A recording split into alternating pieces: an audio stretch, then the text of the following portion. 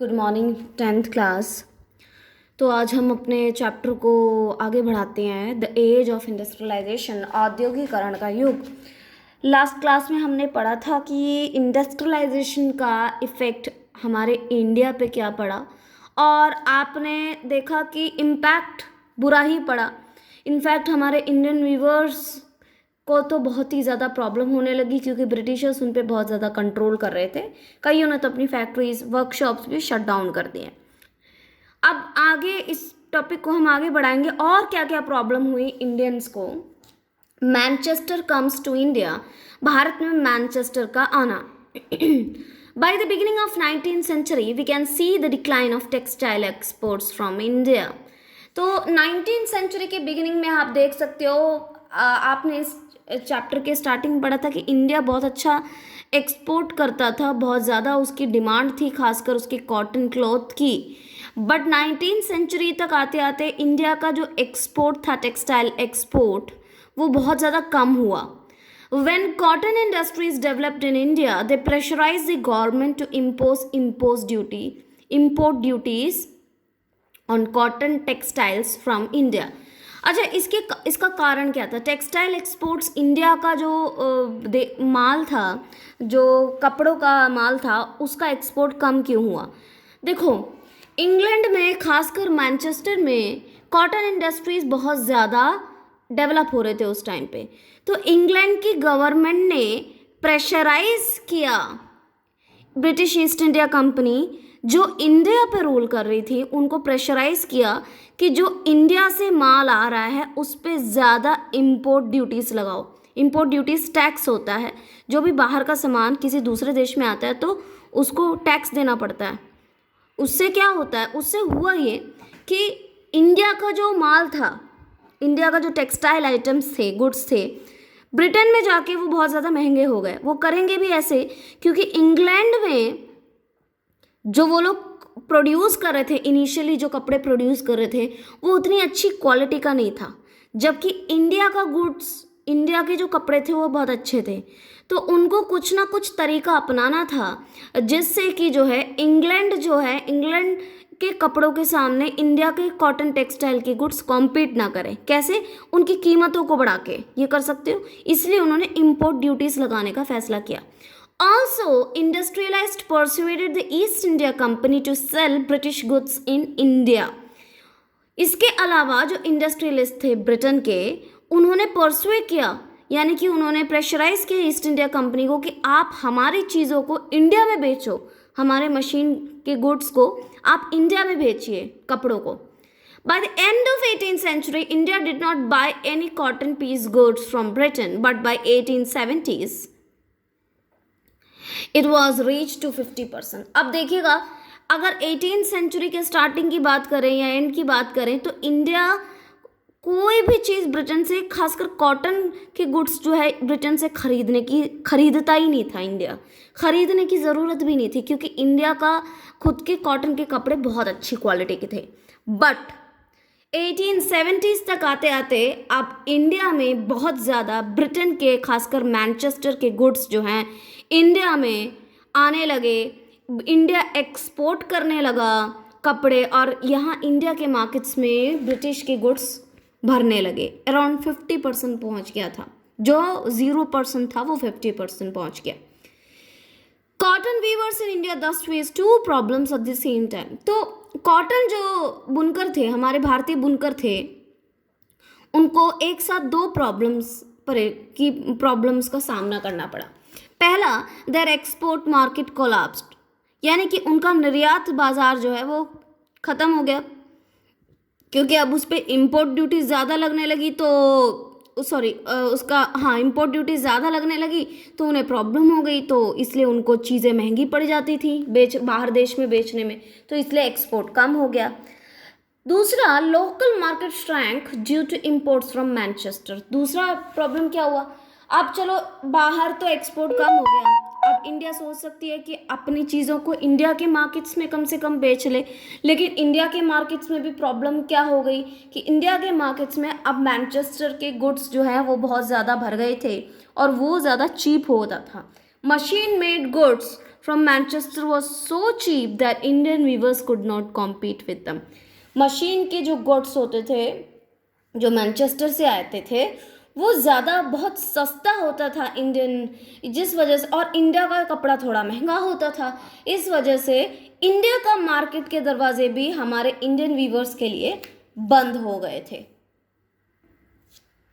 By 1860s, weavers faced a new problem. They could not get sufficient supply of raw cotton of good quality. 1860s तक आते आते हमारे भारतीय बुनकरों को एक और नई प्रॉब्लम का सामना करना पड़ा.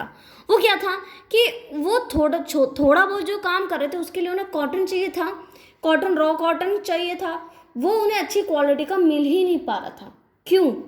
देखो, ब्रिटेन में उस टाइम पे जो कॉटन था, खासकर मैनचेस्टर में जो कॉटन पहुंचता था, रॉ कॉटन, वो बेसिकली दो जगहों से पहुंचता था. एक अमेरिका की कॉटन बहुत अच्छी क्वालिटी की थी, अमेरिका से वो इंपोर्ट करता था कॉटन मैनचेस्टर में और या ब्रिटेन में, और दूसरा इंडिया से. अब हुआ ये कि 1860s में as a civil war broke out in America, the supply of cotton from America cut off. So the import of raw cotton from India increased. So हुआ ये कि जो सिविल वॉर में 1860s अमेरिका में civil war हुआ तो उसने अपना सारा ट्रेड जो है कट कर दिया. अब वो ब्रिटेन को कोई सामान कॉटन नहीं दे रहा था. हुआ क्या, कॉटन तो उन्हें उतना ही चाहिए था, तो इंडिया से वो ज़्यादा से ज़्यादा कॉटन खरीदने लगे थे. इंडियन वीवर्स, मैंने लास्ट टॉपिक में पढ़ा था कि किस तरह से गोमास्तास ने कंट्रोल कर रखा था इंडियन वीवर्स पे.